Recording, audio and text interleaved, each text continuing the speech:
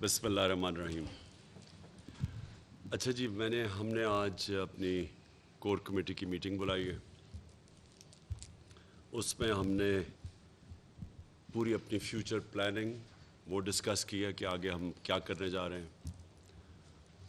उसके अलावा हमने जिस तरह का तशद्दुद किया गया, क्योंकि हम अब पूरी तरह रिपोर्ट्स आ रही हैं कि हुआ असल में क्या, किस तरह की हरबे इस्तेमाल किए गए,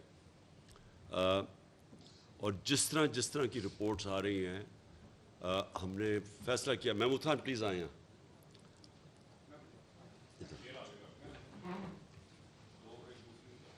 हमने ये फ़ैसला किया कि हम इसको हर फोरम पे उठाएंगे। हम सुप्रीम कोर्ट में, हाई कोर्ट्स में, हम ह्यूमन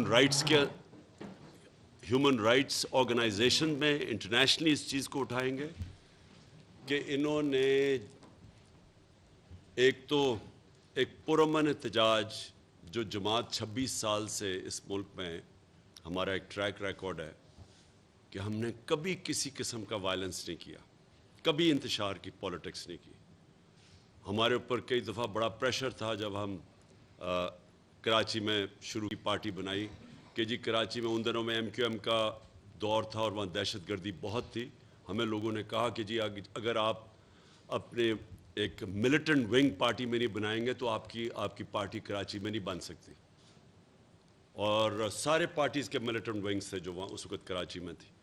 हमने वाहिद पार्टी थी जिससे फ़ैसला किया कि हम किसी किस्म का मिलिटेंट विंग इसलिए नहीं बनाएंगे क्योंकि एक दफ़ा जब आप अपनी पार्टी के अंदर ये डाल देते हैं मिलिटेंसी, तो वो फिर पार्टी के ऊपर टेक ओवर कर जाती है। तो क्योंकि हमने हमेशा अपने आप को एक डेमोक्रेटिक पार्टी समझा, तो इसलिए जो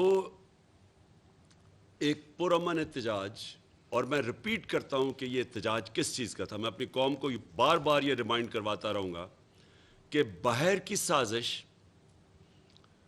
साबित हो गई। सारे हमारे फोरम्स में, कैबिनेट के अंदर, नेशनल सिक्योरिटी काउंसिल के अंदर, प्रेसिडेंट ने बाकायदा वो मुरासला सुप्रीम कोर्ट के चीफ जस्टिस को भेजा इंक्वायरी के लिए। जब साबित हो गया कि बाहर से इंटरफेरेंस की गई, मुदाखलत की गई, पाकिस्तान के एक इंटरनल अफेयर नो कॉन्फिडेंस को कामयाब करने के लिए एक 22 करोड़ कौम के सिटिंग प्राइम मिनिस्टर के ख़िलाफ़, सिर्फ इसलिए कि वो एक आज़ाद फ़ॉरेन पॉलिसी चाहता था कि अपने मुल्क के जो फ़ॉरेन पॉलिसी थी उसका फ़ायदा अपने मुल्क के लोगों को हो, फिर दूसरी किसी और कौम के लिए अपनी फ़ॉरेन पॉलिसी हो। इस वजह से ये सारी बैरूनी साजिश हुई। और मैं आज अपनी कौम को बताना चाहता हूँ कि ज़्यादा टाइम नहीं लगा आपके सामने, सिर्फ 6 हफ्ते लगे हैं आपको समझ आने में कि मैं क्या कोशिश कर रहा था। और ये जो ग़ुलाम जो उन्होंने हमारे ऊपर एक इम्पोर्टेड हुकूमत, एक ग़ुलामों को मुसल्लत किया है, ये अब आपके सामने है। 6 हफ्ते नहीं गुजरे कि 30 रुपए इन्होंने कीमतें बढ़ाई हैं तेल की, डीज़ल और पेट्रोल की, जबकि हिंदुस्तान क्योंकि आज़ाद फ़ॉरेन पॉलिसी है, इसके बावजूद कि वो अमेरिका का स्ट्रेटेजिक एलाय है, उन्होंने अपनी कीमतें कम कर दी हैं। मेरे ख्याल में 25 रुपए लीटर, मुझे एग्जैक्ट पता नहीं, उन्होंने कम कर दिए क्योंकि उन्होंने रूस से तेल 30% कम पे इंपोर्ट किया, जो हमने रूस से नेगोशिएट कर लिया था। हमाद हज़र जो पेट्रोलियम मिनिस्टर है, उन्होंने ख़त अपना दिखाया है कि हमने उनसे 30% कम पे, यानी हमने उनको डिस्काउंट पे उनसे तेल लेने का मुआहदा कर लिया था। तो इन्होंने अमेरिकन प्रेशर पे और फिर उन्होंने IMF पे प्रेशर डाला, कीमतें उन्होंने उसकी वजह से बढ़ा दी। यहाँ IMF ने प्रेशर डाला कि आप कीमतें बढ़ाएं पेट्रोल और डीज़ल की, और फिर जिधर से हमें सस्ता तेल मिल सकता था, वो अमेरिकनों के खौफ से, अपने आकाओं के खौफ से इन्होंने वो तेल नहीं लिया जो हिंदुस्तान ने लिया, जबकि हिंदुस्तान एक स्ट्रेटेजिक एलाय है अमेरिका का। उसके बावजूद उन्होंने सस्ता तेल लिया और आज अपने कौम को फ़ायदा पहुँचाए। ये है फ़र्क एक आज़ाद फ़ॉरेन पॉलिसी का, एक ग़ुलामाना फ़ॉरेन पॉलिसी का, جس کی وجہ سے انہوں نے یہ میرے خلاف سازش کی. اس مراسلے میں لکھا ہوا ہے کہ عمران خان روس کیوں کیا, لکھا ہوا ہے اس کے اندر انہوں نے. اور دوسری وجہ ہمارے پروٹیسٹ کی یہ تھی کہ ایک یہ کہ ہم کسی قسم ہم آزاد لوگ ہیں, ہمارا ملک بنا تھا لا الہ الا اللہ کے نام پہ. ہمارا نعرہ وہ یہ تھا کہ ہم سوائے اللہ کے کسی کے سامنے نہیں جھکتے. یہ ضروری نہیں ہوتا کہ بت کے سامنے جھکنا شرک ہے, یہ آپ خوف کے بت کے سامنے بھی شرک ہے, لالچ بھی شرک ہے.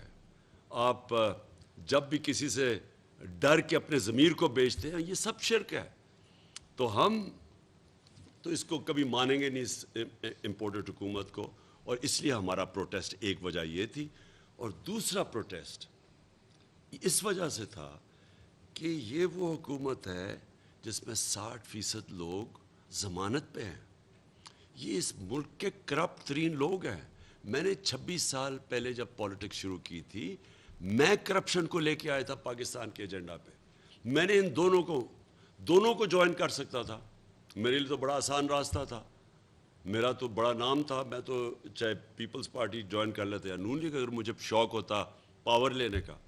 میں نے تب کہا کہ دونوں کرپٹ ہیں. کوئی لوگوں نے کہا جی بیوقوف ایسے پالیٹکس نہیں آتی جی, ایک سے دوستی کر کے یا دوسرا. میں نے کہا یہ دونوں کرپٹ ہیں 26 سال پہلے. اور یہ لوگ اتنی جد و جہد کے بعد جب ہم ان کو شکست دی دونوں کو, اور جب ہم اقتدار میں آئے, تو یقین کریں کہ ان کے اوپر جو کیسز تھے وہ سارے پرانے کیسز تھے.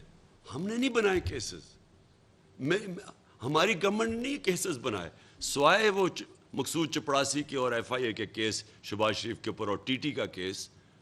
باقی سارے ان کے کیسز ان کے اپنے دور کے کیسز ہیں. تو وہ کیسز بھی ان کی اتنی پاور تھی, اتنا ان کا انفلوئنس تھا مافیا کا, ان کی اتنی پینیٹریشن تھی پاکستان کے انصاف کے نظام پہ کہ وہ کیسز ہی نہیں ختم ہوتے تھے, وہ چلتے جاتے تھے آگے, کبھی بیل ہو جاتی تھی. اور اب یہ اگر سمجھتے ہیں کہ ان سزا یافتہ لوگ, جو کہ وہ سب سے بڑا سزا یافتہ جو مجرم ہے پاکستان کا, جو یہاں سے بھاگا ہوا ہے, وہ وہاں سے بیٹھ کے فیصلے کرے گا پاکستان کے, اس سے سارے بھاگے جاتے ہیں اس سے اس ملک کے فیصلے کروانے کے لیے. اور دوسرا باپ بیٹا دونوں سزا ہونی تھی ان کو. یہ جو 24 ارب روپے ایف آئی اے کے کیسز کے اندر ان کو سزا ہونے کا ٹائم تھا, کیسز کھینچتے رہے 1 سال تک. ان کو دونوں باپ بیٹا ضمانت پہ اگر یہ سمجھتے ہیں کہ ہم ان کو ایکسیپٹ کر لیں گے, میں آپ کو آج کہتا ہوں, میں نے آج اپنی ساری کور کمیٹی کے سامنے کہا, میں اپنی جان قربان کر دوں گا, میں کبھی ان کو ایکسیپٹ نہیں کروں گا. میں ان کے لیے آخری دم تک لڑنے کے لیے تیار ہوں. اور ہم نے آج یہ فیصلہ کیا ہے, آج ہم نے اپنا جائزہ لیا ہے, ہم نے پوری تیاریاں شروع کر دی ہیں.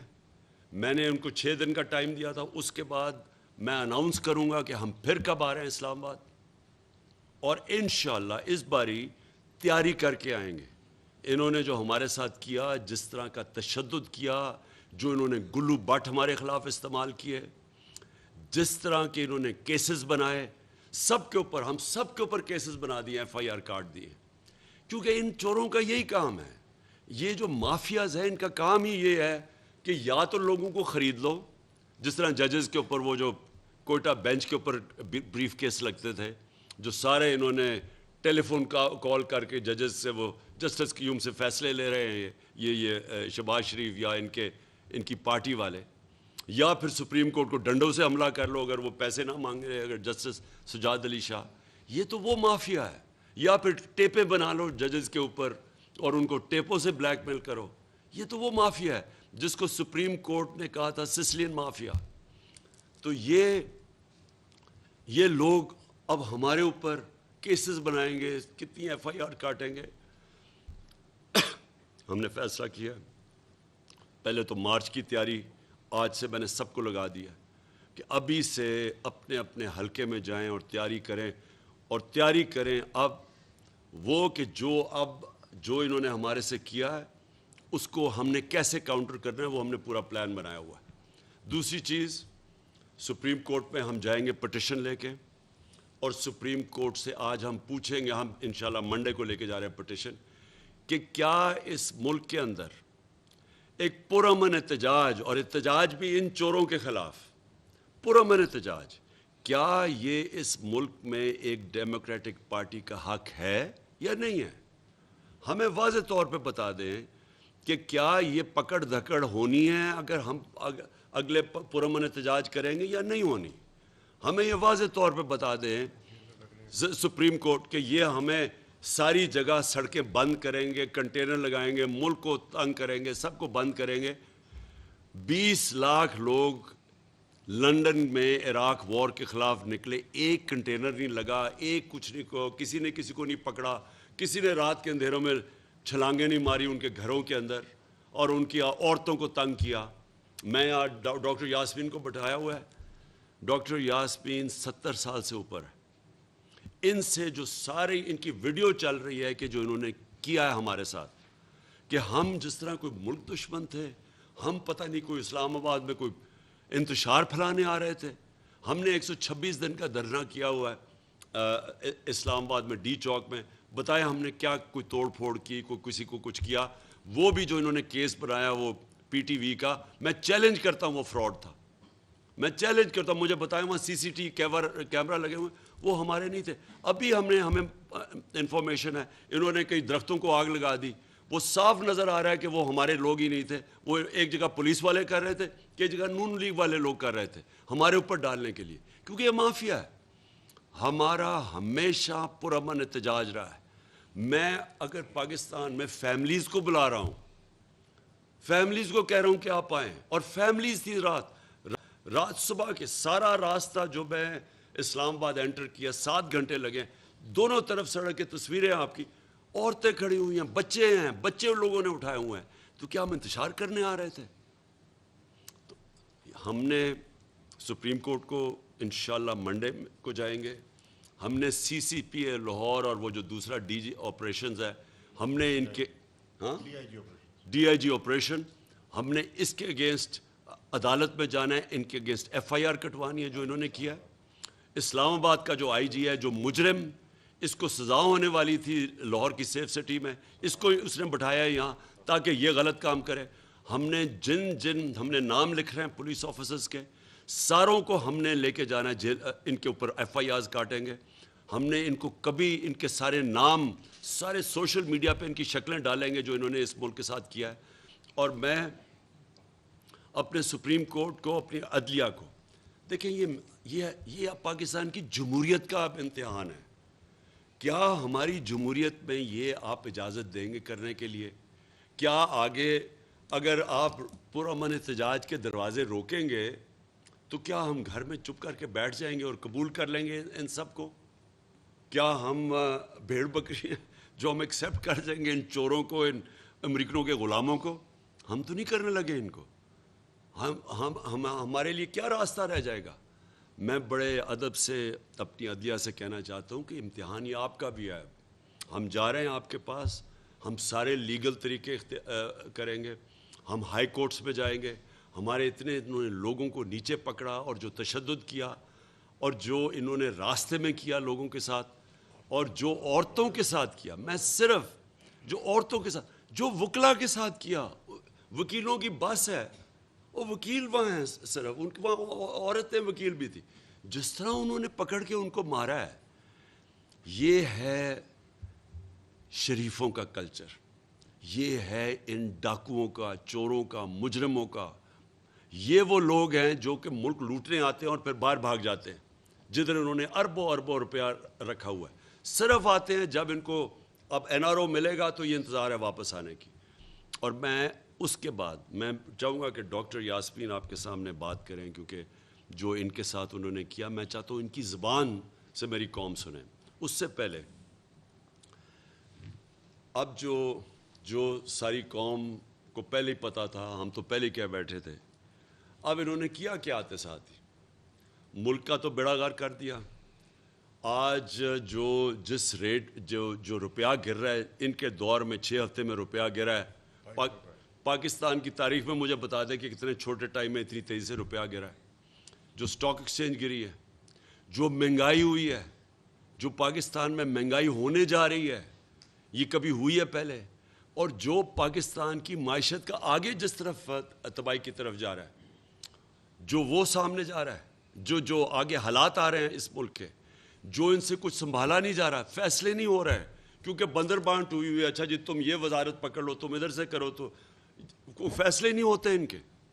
تو یہ جو ملک کے ساتھ آج ہو رہا ہے, میں صرف آج اپنے اداروں کو یہاں بیٹھ کے ایک پاکستانی ہوتے ہوئے, میں آج ایک پاکستانی ہوتے آپ سب کو کہہ رہا ہوں کہ یہ ملک جا رہا ہے تباہی کی طرف. اس ملک کو بچانے کے لیے صرف ہم نے کوئی ٹھیکہ نہیں لیا ہوا, یہ ساری قوم کا ذمہ داری ہے, یہ اداروں کی ذمہ داری ہے جو یہ سارا تماشا دیکھ رہے ہیں. اور یہ اگر اسی طرح چلتا رہا تو وہ سب ذمہ دار ہوں گے جنہوں نے الاؤ کیا اس طرح کے کرپٹ مجرموں کو, سزائے یافتہ لوگوں کو, ضمانت پہ لوگوں کو جو 30 سال سے اس ملک کے اوپر قیادت کر, ان کو جو اوپر بٹھایا ہے, یہ سب ذمہ دار ہوں گے. میں بھی چاہتا ہوں کہ ڈاکٹر یاسمین صرف آپ یہاں بتا دیں کہ جو آپ سے ان سے کیا. جی جی میرا خیال ہے فوٹیج تو آپ ساروں نے دیکھ ہی لی ہوگی. اصل جو بات میں کرنا چاہتی ہوں, کانسٹیٹیوشن کے مطابق ایک خاتون کو اگر آپ نے اریسٹ بھی کرنا ہے یا پکڑنا بھی ہے تو آپ کے پاس لیڈی پولیس ہونی چاہیے. ہم ساری خواتین تھیں, کوئی لیڈی پولیس وہاں آپ کو, اگر آپ لوگ فوٹیج دیکھیں تو کوئی لیڈی پولیس نہیں تھی. اور کیونکہ پرامن احتجاج تھا, گاڑی میں خود ڈرائیو کر رہی تھی. پہلے تو انہوں نے مجھے گاڑی سے گھسیٹنے کی کوشش کی, جس کے اندر 3 آپ کو پتہ ہے مسٹنڈے جو تھے وہ کھینچ رہے تھے مسلسل, اور اس کی بھی فوٹیج میرا خیال آپ ساروں نے دیکھی. اور جب میں باہر نکلی اور اس وقت تک, یعنی میں 10 بجے سے وہاں کھڑی تھی اور 12 ساڑھے 12 اس وقت تک ہو چکے, انہوں نے اتنی ٹیئر گیس پھینک چکے تھے. ہمارے لڑکے جو ہمارے کارکن تھے ان کو اتنا ان پہ تشدد کر چکے تھے کہ میں بطور ایک ماں مجھے بڑی تکلیف ہوئی. تو میں نے کہا میں گاڑی آگے جا کے, یہ جو لائن پولیس کی کھڑی ہے یہاں کوئی بڑا بندہ تو کھڑا ہی ہوگا نا, میں اس سے پوچھوں کہ بھئی کب تک تم یہ کرتے رہو گے, خدا کے واسطے کو رحم کرو ہمارے حال پہ. میں نے جو گاڑی ان کے پاس لے کر, اگر آپ وہ فوٹیج دیکھیں تو آپ کو یہ بھی نظر آئے گا کہ گاڑی میں بالا جا کے روکی میں نے گاڑی, اور میں نے کہا کہ میں کسی سے بات کر لوں. انہوں نے اس طرح ڈنڈے برسائے کہ اگر میں وہاں سے گاڑی ڈرائیو کر کے نہ نکلتی تو شاید انہوں نے مجھے بھی مار ڈالنا تھا. اور جس طریقے سے جنگلیوں کی طرح وہ پیچھے بھاگے. میں 72 سال کی ہونے والی ہوں, اور یہ پہلی دفعہ نہیں ہے کہ میں احتجاج میں شامل ہوئی ہوں. 16 سال کی عمر سے میں احتجاج کر رہی ہوں. میں نے زندگی میں اس طرح کی غنڈہ گردی کبھی نہیں دیکھی, اور نہ اس طرح کی جو میں کہتی ہوں تشدد جس طرح کیا جا رہا تھا, جس طرح ٹیئر گیس کیا جا رہا تھا میں نے. اور پھر جو سب سے تکلیف دہ چیز تھی, یہ ہم نے یہ دیکھا کہ رائٹرز جو ہے نا وہ جا کے توڑتے ہیں پراپرٹی. ہم نے سب نے دیکھا, میڈیا نے اس کو دیکھا, ریکارڈ کیا کہ انہوں نے پرائیویٹ گاڑیاں جو سائٹس پہ کھڑی تھیں, یہ ان کے گلو بٹوں نے ان ساری گاڑیوں کو توڑا, ان کی ونڈ شیلڈز توڑی. بلکہ میری ایک گاڑی جو پیچھے کھڑی بھی تھی, کیونکہ اس کے اوپر خان صاحب کی اور میری تصویر ہے, انہوں نے اس گاڑی کی بھی جا کے ونڈ شیلڈ, وہ خالی گاڑی تھی, اس کی بھی جا کے ونڈ شیلڈ توڑ دی. اس لیے, اور سب سے بڑی بات ہے, وہ کہتے ہیں نا جی یہ جو 4 دیواری والی بات, میں وہاں گواہ ہوں اس بات کی کہ حماد اظہر کے گھر کے اندر پولیس ٹاپ کے آ رہی تھی, اور میں اپنی ویڈیو سے دکھا رہی تھی ان کو, اپنا میڈیا کو, کہ یہ دیکھیں یہ پولیس جو ہے یہ ٹاپ کے آ رہی ہے, اور ان کے پاس کوئی کسی قسم کے. یہ جب اندر آئے ہیں تو انہوں نے مجھے کہا کہ آپ چلے میرے ساتھ, تو میں زمین پہ بیٹھ گئی. میں نے اس لیے زمین پہ بیٹھ گئی, تو میں نے کہا ایک خاتون ہونے یہ ہاتھ تو نہیں لگائیں گے نا مجھے, اور اسی امید سے میں زمین پہ بیٹھی رہی. اور ان کو پھر احساس ہوا, کیونکہ اتنی دیر میں میڈیا پہنچ گیا, ان کو بتایا, انہیں جب میڈیا آیا, ورنہ تو شاید اس وقت بھی مجھے اس وقت بھی گھسیٹ کے لے جاتے. تو میں آج خان صاحب سے یہ اور وہ بتایا نا, وہ جو ہماری ایم پی ہے, جی میں آپ کو ہماری نہیں جی صرف ایم پی اے نہیں, وہ جو ہمارا ورکر آپ کو پتہ ہے شہید ہوا ہے لاہور, فیصل, اس کی بیوی, میں اس کے پرسوں اس کے جنازے پہ جب گئی تو اس کی بیوی نے رو رو کے مجھے کہا کہ میڈم میاں تو میرا چھپا ہوا تھا, کیونکہ یہ ڈر تھا کہ کوئی وہ نہ ہو چھپ. انہوں نے دروازہ توڑا, میں گھر میں اپنی بچیوں کے ساتھ ہی میں جانباز میں نماز پڑھ رہی تھی, انہوں نے آ کے میری نماز بھی توڑی. اور میں نے سے پہلا سوال پوچھا کہ تمہارے ساتھ کوئی ان کے ساتھ کوئی لیڈی پولیس تھی؟ انہوں نے کہا جی کوئی لیڈی پولیس نہیں تھی. اور یہی بات ہماری ایم پی اے جو ہیں میرے سے بھی 2-4 سال عمر میں بڑی ہیں, ان کا گھر کے اندر دروازہ توڑ کے ان کو باقاعدہ گھسیٹ کے اور ان کو جیل لے کے گئے. تو میرا یہ مطلب ہے کہ یہ اس پاکستان کے اندر ہم کیا کر رہے ہیں. ہم اس پاکستان میں جب پیدا پاکستان میں ہوئے, رہے پاکستان میں رہے, ہمارے بچے پاکستان میں ہیں, یہ ظلم جو ہے ایک حد تک ہی ہو سکتا ہے. اور میں یہ بتانے لگی ہوں آپ کو کہ یہ کیونکہ انٹیریئر منسٹر خود ایک قاتل ہے, ایک قاتل ہے نا, کیونکہ وہ شیر علی صاحب جو ان کی ہی پارٹی کی تھے, انہوں نے کہا 20 قتلوں سے زیادہ اس نے قتل کیے ہوئے ہیں. ایک قاتل ہے, ایک کرمنل ہے, ایک مجرم ہے, وہ اسی قسم کی پالیسیاں دے گا. اور پھر بعد کے اندر پھر اترا کے کہتے ہیں دیکھیا سی کی کیتا ہے, تم نے عوام کو مار مار کے حشر کر دیا, عورتوں کی بے عزتیاں کی, عورتوں کو مارا, اس کے بعد تم فخر کر رہے ہو اس بات پہ. میں ڈاکٹر صاحبہ دیکھیں, اگر ماڈل ٹاؤن میں کیونکہ میں سب سے پہلے گیا تھا جب انہوں نے 14 لوگوں کو قتل کیا اور جو 70 لوگوں کو گولیاں لگی تھیں, میں ہاسپٹل بھی گیا تھا, سب کے سامنے ٹی وی کے اوپر 69 لوگوں کے اوپر یہ گولیاں چلائیں انہوں نے. اگر وہاں ماڈل ٹاؤن میں یہ رانا ثناء اللہ اور شہباز شریف ان کو اگر سزائیں ہو جاتی تو آج اس طرح کا آپ پولیس کا رویہ اپنے لوگوں پہ نہ دیکھتے. یہ کوئی بھی قوم اپنے لوگوں پہ کبھی اس طرح کا ہاتھ نہیں اٹھاتی. میں نے انگلینڈ کے اندر کیا 25 سال اپنے زندگی کے 2 پارٹیز, کنزرویٹو, لیبر, لبرل, ان کی پالیٹکس دیکھی ہے.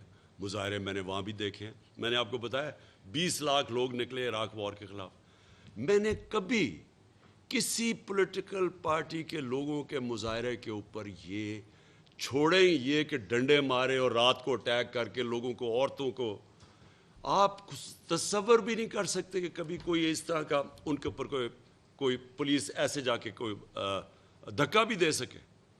تو یہ جو کر رہے ہیں, یہ پاکستان کو دھکیل رہے ہیں, یہ جو گلو بٹ کی ساری ان کا, اور یہ ابھی سے نہیں ہے, جب سے یہ شریف آیا نواز شریف, انہوں نے, مجھے یاد ہے کرکٹ سرفراز نواز ہوتا تھا 1989, ہم کرکٹ ہی کھیلتے تھے, اس کو وہ اس نے کئی تنقید کر دی, اس کو ڈنڈوں سے مارا.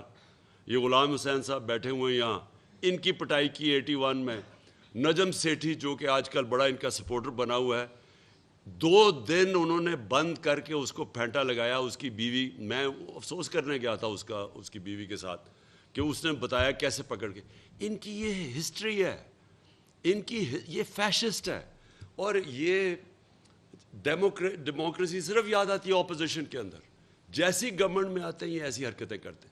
تو میں 2 چیزیں آخر میں کہنا چاہتا ہوں. ایک کہ اگر ان کا خیال ہے آج ہماری پارٹی میں غصہ ہے, میں نے جو اس دن رکا ہوں, میں صرف اس دن, ہم ساری تیاری کر کے آئے ہوئے تھے وہاں بیٹھنے کے لیے, میں صرف ایک وجہ سے رکا کہ جس طرح کا غصہ تھا لوگوں میں, کیونکہ کوئی نہیں سمجھ رہا تھا. سپریم کورٹ نے صبح کوئی ہمیں وہ دی گائیڈ لائنز دیں آئیں کہ جناب رکاوٹیں بھی ہٹ جائیں گی, چھوڑ دیا جائے ورکرز کو, ہم سارے سمجھے کہ سارا کچھ ٹھیک ہو گیا. تو جو انہوں نے اس کے بعد کیا, ہم تیار ہی نہیں تھے مینٹلی اس کے لیے کہ جس طرح انہوں نے مارا لوگوں کو. میں صرف اس کے اوپر ایک چیز کہنا چاہتا ہوں, جتنا غصہ تھا اس وقت, مجھے پوری طرح یقین تھا کہ اگلے دن وہاں خون ہونا تھا, لوگوں نے لڑنے کے لیے تیار ہو گئے تھے, گولی چل سکتی تھی, لوگوں کے جو جذبات تھے وہ وہاں پہنچ گئے تھے. میرا صرف اور صرف ایک مقصد تھا کہ میں تو الیکشن کروا رہا ہوں, میں یہاں کوئی ملک میں انتشار تو نہیں چاہتا. اداروں کے خلاف نفرت, پولیس کے خلاف تو پنجاب پولیس کے خلاف تو ویسے نفرت بڑھ گئی تھی, اداروں کے خلاف, فوج کے خلاف بڑھ جانی تھی, کیونکہ رینجرز نے بھی شیلنگ کی تھی وہاں, تو ان کے اگینسٹ بھی غصہ پڑا تھا. اس لیے میں نے تب سوچا کہ میں بجائے اپنے ملک کو اور اس طرف انتہا کی طرف لے جاؤں, ہم ان کو ٹائم دیں. میں نے 6 دن کا ٹائم دیا ہے, 6 دن کے بعد میں پھر اناؤنس کروں گا. میں یہ امید رکھتا ہوں کہ سپریم کورٹ ہمیں ہمارا جو رائٹ ہے, یہ ہمارا حق ہے کہ ہم پرامن احتجاج کر سکتے ہیں, میں یہ امید رکھتا ہوں کہ وہ رائٹ دیں گے, اور اب دیکھیں گے سپریم کورٹ کیا کہتا ہے. لیکن ہم نے نکلنا ہے, ہم نے کسی صورت ان چوروں کو تسلیم نہیں کرنا. اور جو انہوں نے اسمبلی میں کیا ہے, پہلے الیکشن کمیشن ان کا نوکر تھا, جو چیف الیکشن، اب اپنے اور 2 آدمی انہوں نے بھرتی کروا لیے ہیں وہاں، اور اب یہ نیب کا اپنا آدمی رکھوانے لگے ہیں. یعنی کوئی دنیا میں یہ ہوتا ہے کہ کوئی آپ جیلوں کے اندر جو چور ہیں ان کو کہیں گے کہ وہ خود ہی اپوائنٹ کرے گا کہ کون اس کی تفتیش کرے گا، کون اس کے اوپر فیصلہ کرے گا. یہ کہ دنیا میں سنا ہے کہ یہ ایف آئی اے کا انہوں نے تباہ کر کے رکھ دیا. ایف آئی اے کیونکہ ان کے اوپر 24 ارب کے کیسز تھے، اور وہ ابھی اس کیسز سے بھی نکل جائیں گے. 40 ارب کے خاندان کے اوپر نیب میں کیسز ہیں جو سامنے ہیں، 40 ارب روپے کے. اب وہ نیب کو بھی کنٹرول کر لیں گے. کیا یہ قوم تسلیم کرے گی اس کو؟ میں اپنے اداروں سے آخر میں پوچھتا ہوں، کیا یہ آپ اپنے ملک کی تباہی، جس طرف یہ ملک کو دھکیل رہے ہیں تباہی کی طرف، کیونکہ چوری تو ختم ہو گئی نا، اس کے بعد تو آپ بھول جائیں نا کہ اگر ان چوروں کو آپ نے، اپنی نیب بھی بن جائے گی، اپنی ایف آئی اے بھی بن جائے گی، اپنی الیکشن کمیشن بھی بن جائے گی، اور اس کے بعد کہیں گے کہ جی اچھا جی اب آ کے الیکشن لڑ لو، نیب میں آپ کے کیسز یہ درج کرا دیں. ہم سب پہ ایف آئی آر کٹ گئی ہے. ہم ایف آئی آر، یعنی یہ ہمیشہ انہوں نے یہی کیا ہے. کیا یہ سمجھتے ہیں، میں اپنے وہ سارے معتبر اداروں سے پوچھتا ہوں کہ کیا یہ پاکستان کا جو ڈائریکشن ہے، کیا یہ ہمارے جو بچے ہیں، جو آنے والی نسلیں ہیں، ان کا یہ آپ سوچ رہے ہیں آگے کہ یہ کس طرف جا رہا ہے؟ میں تو اس کو تسلیم نہیں کرنے لگا. اور میں پھر سے آج کہتا ہوں کہ نمبر 1 ہم عدالت پہ جا رہے ہیں اور سارے اپنا کیس پریزنٹ کر رہے ہیں، ہمیں اجازت دی جائے. اور پھر نمبر 2 ہم اپنی پوری پلاننگ کر رہے ہیں. آج ہم نے کیا کیا سبق سیکھے ہیں، کیا کیا ہم نے اوائڈ کرنا ہے. اب ہم تیاری کر رہے ہیں، دوسری طرف ہر قسم کی تیاری کر رہے ہیں، لیکن ہم نے کبھی ان چوروں کو تسلیم نہیں کرنا. جی پلیز.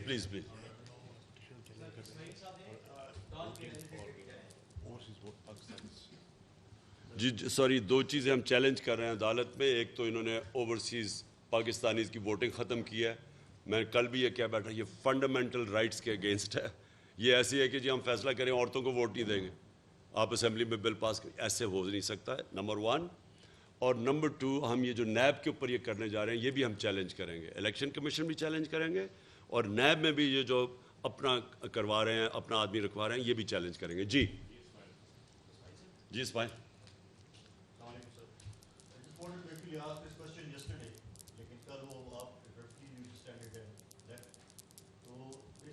اس نے آپ کو پتہ ہی سوال اٹ واز فرمائشی، آپ کو پتہ نا فرمائش کدھر سے آئی ہوگی. جی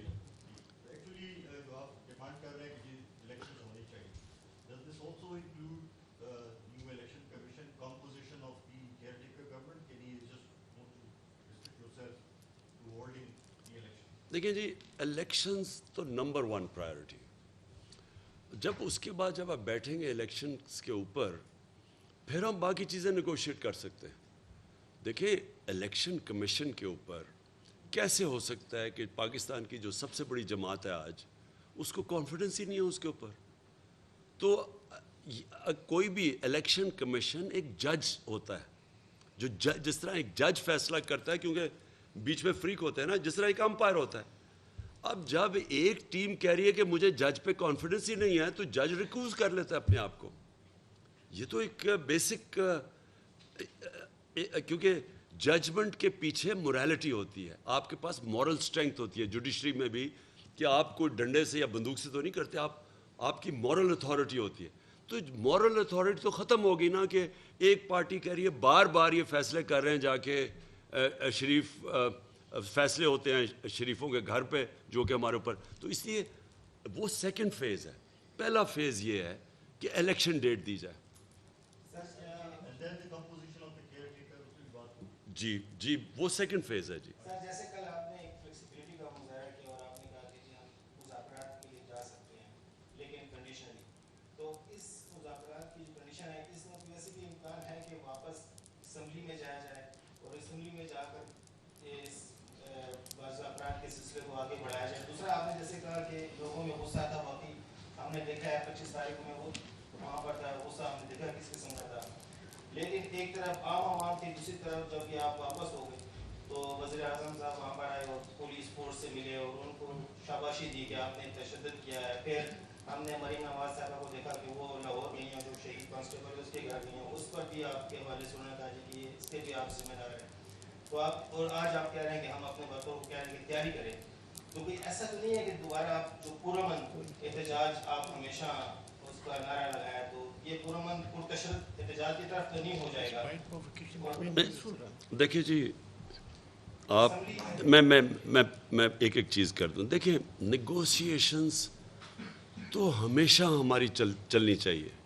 نیگوسیشن دے, کیونکہ میں کوئی جنگ تو نہیں چاہتا نا. میں تو بیسکلی الیکشن, میں یہ کہتا ہوں کہ کسی باہر کی قوت کا رائٹ نہیں ہے کہ پاکستان میں کوئی گورنمنٹ امپوز کر دے. یہ رائٹ ہے پاکستانی عوام کا. جو پاکستانی عوام ایک فری اینڈ فیئر الیکشن سے الیکٹ کرتی ہے وہ جائز. تو میرا تو جس طرح بھی ہم ادھر تک پہنچ جائیں فری اینڈ فیئر الیکشنز کی طرف, میں ہر قسم کی نیگوسیشن کے لیے تیار ہوں. جو آپ نے یہ بات کی نا جی کہ یہ شریف خاندان کی ہسٹری ہے, آپ اٹھا کے دیکھ لیں ان کی زندگی انہوں نے کیا کیا ہے. وہ امیر المومنین بننے جا رہا تھا, ہی وانٹس ٹو بی ابو لا. ہم ان کو جانتے ہیں, ہم ان کو لاہور سے جانتے ہیں, کدھر سے شروع ہوئے تھے کدھر پہنچے ہیں. یہ سمجھتے, ایک ہی چیز سمجھتے ہیں کہ ڈنڈے کے ذریعے سب کو ٹھیک کر دیں, اور یہی انہوں نے کرنے کی کوشش. دیکھیں جی, طاہر القادری سے انہوں نے کیا کیا. اس نے پہلے ایک دفعہ ایک کوئی یہاں سٹ ان کی تھی, وہ دوسری دفعہ پلاننگ کر رہا تھا, انہوں نے اس کو سبق سکھایا تھا. انہوں نے اصل میں اس کو پیغام دیا تھا اور سب کو باقی کہ کوئی کھڑا ہوگا تو ہم یہ کریں گے. اور مجھے افسوس کی بات یہ ہے کہ یہ ہمیشہ بچ جاتے ہیں.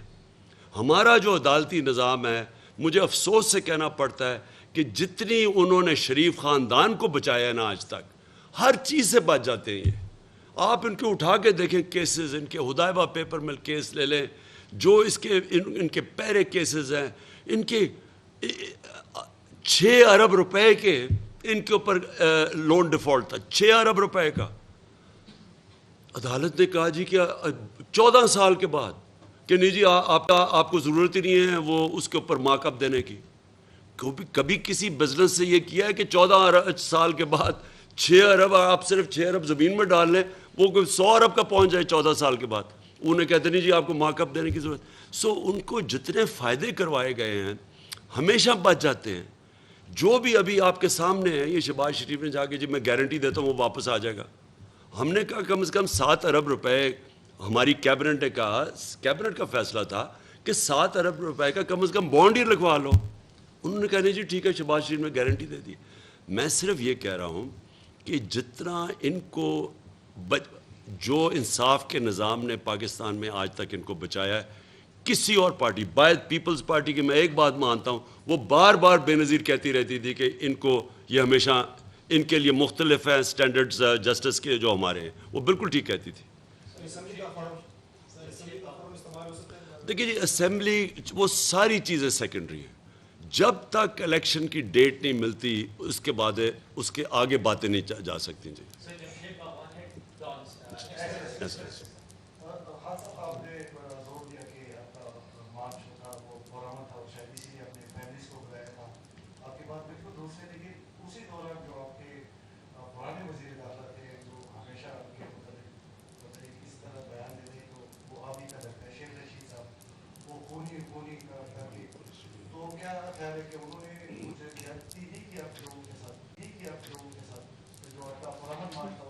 دیکھیں شیخ رشید ایک میرے سے بہت سینئر پولیٹیشین ہے, اور ان کا ایک اپنا انداز ہے, ان کی اپنی پارٹی ہے, ہمارے کولیشن پارٹنر ہیں. لیکن میں تو اپنا ہی کہہ سکتا ہوں نا, وہ تو ان سے پتہ نہیں ان کا خون کس طرح, وہ شاید ان کو شریفوں کو تو خیر ان کے ساتھ بڑی دیر تک رہ چکے ہیں, وہ شاید ان کو جان کے یہ سوچتے ہوں گے. لیکن دیکھیں, میں آپ کے سامنے, میں نے ہمیشہ ہمارے جلسوں میں, آپ سارے جلسے اٹھا کے دیکھ لیں, بلکہ میاں والی جیسی جگہ پہ, یہ کوہاٹ جیسی جگہ پہ کبھی اتنی خواتین نہیں آئیں جلسے پہ جو آپ آئی ہیں. تو ہم ایک اکراس دا بورڈ ایک پارٹی ہے جو ہر قسم کی اٹریکٹ, دینی مدرسے سے لوگوں کو لے کے انگلش میڈیم کلاس جو کبھی نان پولیٹیکل, سب کو اٹریکٹ کرتے ہیں ہم, کیونکہ ایک براڈ بیسڈ ہماری اپیل ہے. اس لیے میں کبھی بھی انتشار کے لیے نہیں, اس لیے ہماری پوری کوشش ہے کہ سپریم کورٹ سے ہم کلیئرنس لیں اور پھر ہم ایک ملک میں صرف ان کو دکھانا چاہتا ہوں کہ قوم کھڑی کدھر ہے. میں جب بلاؤں گا اس بار یہ لوگوں کو, سپریم کورٹ کی ایک دفعہ کلیئرنس ہمیں ہو جائے کہ یہ گلو بٹ ہے ان کے, اور یہ جو انہوں نے خاص طور پہ چینجز کیے ہیں, انہوں نے پولیس میں چینجز کیے, بیوروکریسی میں چینجز کیے, اپنے وہ خاص لوگوں کو لانے کے لیے جنہوں نے یہ تشدد کیا. میں صرف سپریم کورٹ سے پروٹیکشن چاہتا ہوں. میں آپ کو آج دعویٰ کرتا ہوں کہ پاکستان کی تاریخ میں کبھی اتنی پبلک نہیں نکلے گی جو ہم نکالیں گے. میں ایک ایڈ کرنا چاہوں گا خان صاحب کی اجازت سے. دیکھیے انہوں نے تشدد کیا, لاٹھیاں برسائیں, ٹیئر گیسنگ کی, اشتعال دلوایا, اس کے باوجود اسلام آباد میں ایک شیشہ نہیں ٹوٹا, ایک گملہ نہیں ٹوٹا. اس سے ظاہر کیا ہو رہا ہے کہ ورکر کو, پی ٹی آئی کے ورکر کو چیئرمین کی ہدایت تھی, آپ نے تشدد کا راستہ اختیار نہیں کرنا, آپ نے صبر کا مظاہرہ کرنا ہے. یہ کلیئرٹی آپ کے سامنے ہے نا.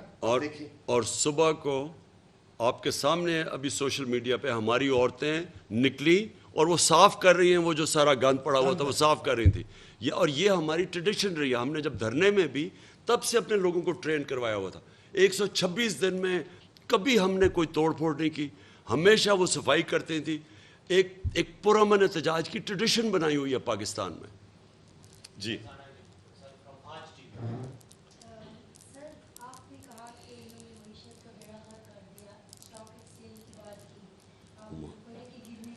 حماد کو بلانا چاہتا ہے. اسد ہے, ہاں ایک منٹ, ہاں ٹھیک ہے. اسد, اور آپ نے یہ بھی کہا کہ ان سے فیصلہ نہیں ہو پا رہا. سر میرا سوال آپ سے یہ ہے کہ اگر ان سے فیصلہ کیوں نہیں ہو پا رہا, آپ کیا سمجھتے ہیں, کیا یہ کسی کی طرف دیکھ رہے ہیں؟ دیکھیں, ایک تو یہ ایک لیجیٹمیٹ حکومت نہیں ہے, لائی گئی ہے. اور جس کے پاس ایک پبلک مینڈیٹ نہیں ہوتا, اس لیے تو ڈر رہے ہیں الیکشن سے. ان کو پتہ ہے کہ ان کے پاس پبلک مینڈیٹ نہیں ہے.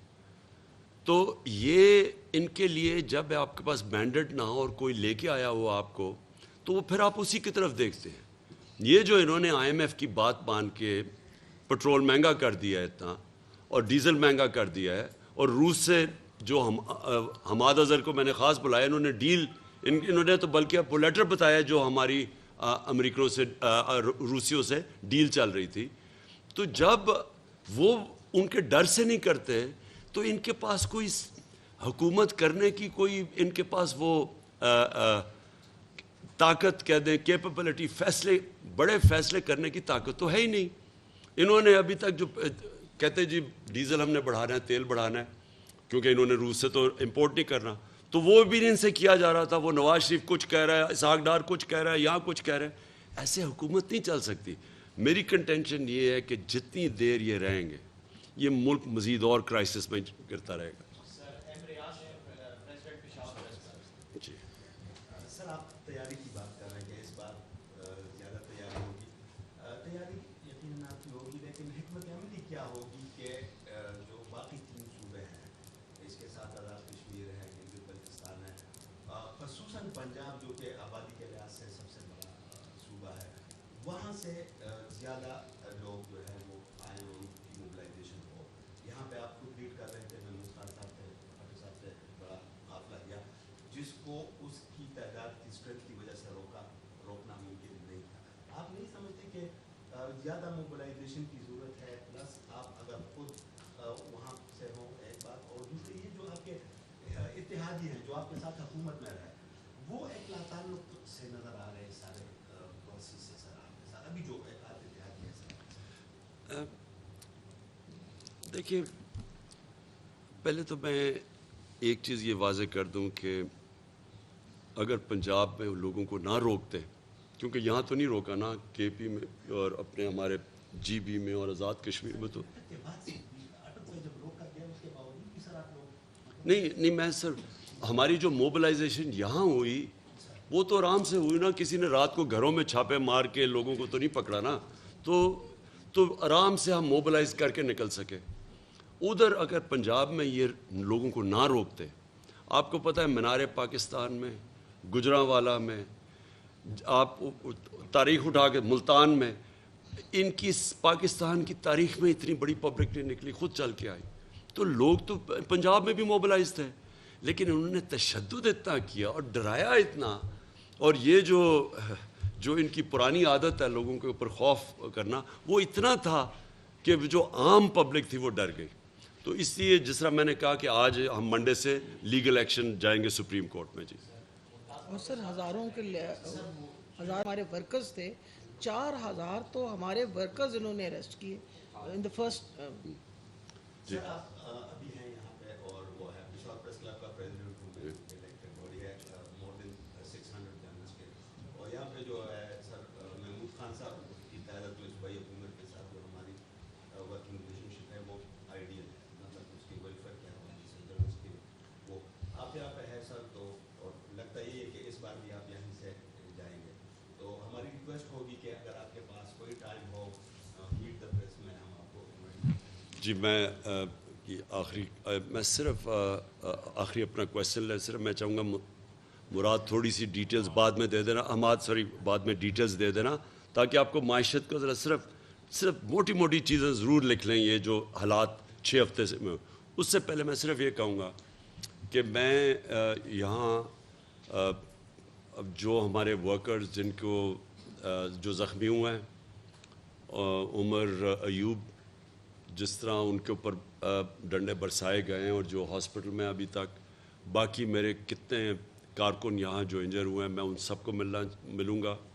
جن سارے یہاں کارکنوں نے اچھا کام کیا ان کو مل رہا ہوں, پنجاب میں پنڈی, اسلام آباد میں, کیونکہ بڑے لوگ زخمی ہوئے ہیں اس کے اندر, تو میں نے ان ساروں کو ملنا ہے. ہماری خواتین جس طرح وہ کھڑی ہوئی ہیں جو شیلنگ کے سامنے, پتہ نہیں آپ نے سینز وہ دیکھے ہیں یا نہیں, میں نے کبھی اس طرح خواتین کو کھڑی, یعنی شیلنگ ہوتی تھی وہ واپس چلی جاتی تھی, پھر آ جاتی تھی سامنے. تو جس طرح سینز ہے, میں تو ان ساروں کو پہلے ملوں گا. پلاننگ بھی یہاں پوری کر رہا ہوں, اور جس طرح آپ نے کہا کہ جس طرح میرا پلان تیار ہو جائے گا تو وہ قوم کے سامنے آئے گا. اور میں آپ کو یقین دلاتا ہوں, میری اسٹرینتھ کیپٹن کی اسٹریٹجی ہے, تو میں اب اسٹریٹجی یہ حالات کے مطابق پلان کر رہا ہوں. ایک اسٹریٹجی وہ آپ کے سامنے آئے گی. پہلے میں سپریم کورٹ کا دیکھنا چاہتا ہوں. جی حماد ادھر آ جائیں.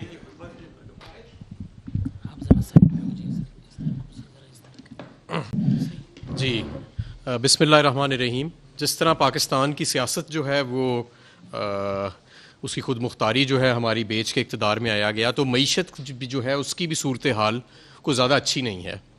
پچھلے 45 دن میں جو روپیہ ہے وہ 22 روپے اپنی قدر کھو بیٹھا ہے. یہ تقریباً 50 پیسے فی دن اس کی ایوریج بنتی ہے اس جو ہمارے اوپر مسلط شدہ حکومت ہے اس کے دور میں.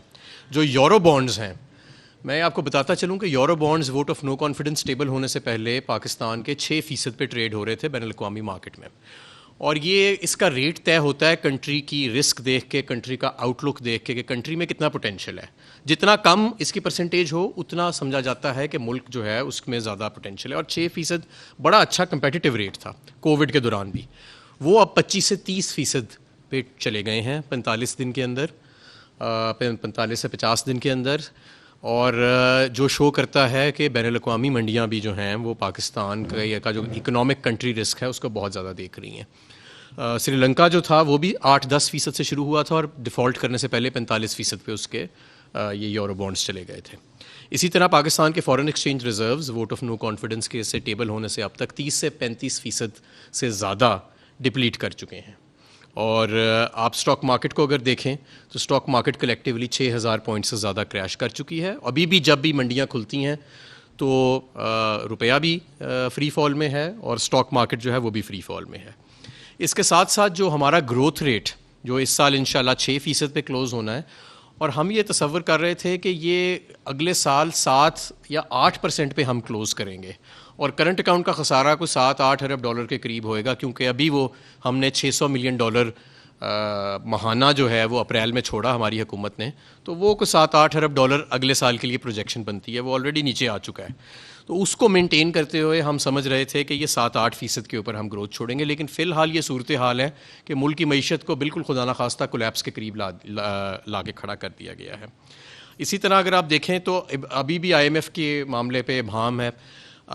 ہمارا جو تیل کی انہوں نے قیمتیں 30 روپے ایک ہی گو میں ریز کی ہیں اور ابھی انہوں نے 30 روپے اور ڈیزل کی قیمت بڑھانی ہے فی لیٹر.